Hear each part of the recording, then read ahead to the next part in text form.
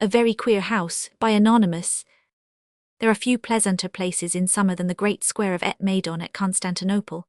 The tall grey-pointed monument in the middle, like a sentry watching over the whole place, the white houses along either side, the polished pavement, the high white walls and rounded domes, and tall slender towers and cool shadowy gateways of the Turkish mosques together with the bright blue sky overhead and the bright blue sea in the distance below, make a very pretty picture indeed. The different people, too, that go past us are quite a show in themselves. Now it is a Turkish soldier in blue frock and red cap, a fine tall fellow, but PG-57 rather thin and pale, as if he did not always get enough to eat. Now a tall, dark, grave-looking American with a high funnel-shaped hat and a long black frock right down to his feet. There comes a big, jolly-looking English sailor, rolling himself along with his hands in his pockets and his hat on one side.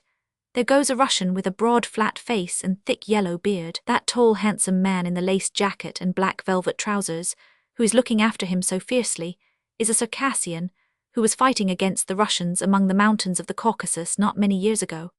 And behind him is an Arab water carrier, with limbs bare to the knee and a huge skin bag full of water on his back. But the strangest sight of all is still to come.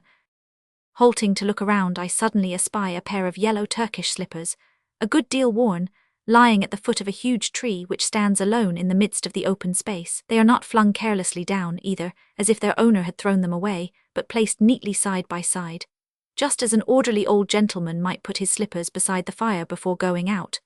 And, stranger still, although at least half a dozen barefooted Turks, who might think even an old shoe worth picking PG-58 up, have passed by and seen them, not one of them has ventured to disturb them in any way. My Greek companion notices my surprise, and gives a knowing grin, like a man who has just asked you a riddle which he is sure you will never guess. Aha, Effendi, don't you think he must have been a careless fellow who left his slippers there? See anything odd about this tree? Nothing but that piece of board on it which I suppose covers a hollow. That's just it, chuckles the Greek. It covers a hollow, sure enough. Look here, Effendi. He taps thrice upon the piece of board, which suddenly swings back like a door, disclosing to my astonished eyes in the dark hollow the long blue robe, white turban and flowing beard of an old Turk. Peace be with you, says the old gentleman in a deep hoarse voice, nodding to my companion whom he seems to know. With you be peace, answers the Greek. You didn't expect that, did you, Effendi? It's not every day that you find a man living inside a tree. Does he live here, then? To be sure he does. Didn't you see his slippers at the door? Nobody would touch the slippers for any money. They all know old Selim. He has a PG-59 snug house after all, and don't pay rent either. In truth, the little place is snug enough, and certainly holds a good deal for its size. On one side is an earthen water jar, on the other a huge blanket-like cloak, which probably represents Mr. Selim's whole stock of bedding. A copper stewpan is fixed to a spike driven into the wood, while just above it a small iron funnel, neatly fitted into a knothole of the trunk, does duty as a chimney. Around the sides of the hollow hang a long pipe, a tobacco pouch, a leathern wallet and some other articles, all bearing marks of long service, while to crown all my guide shows me triumphantly just outside the door a wooden shelf with several pots of flowers, a garden that just matches the house.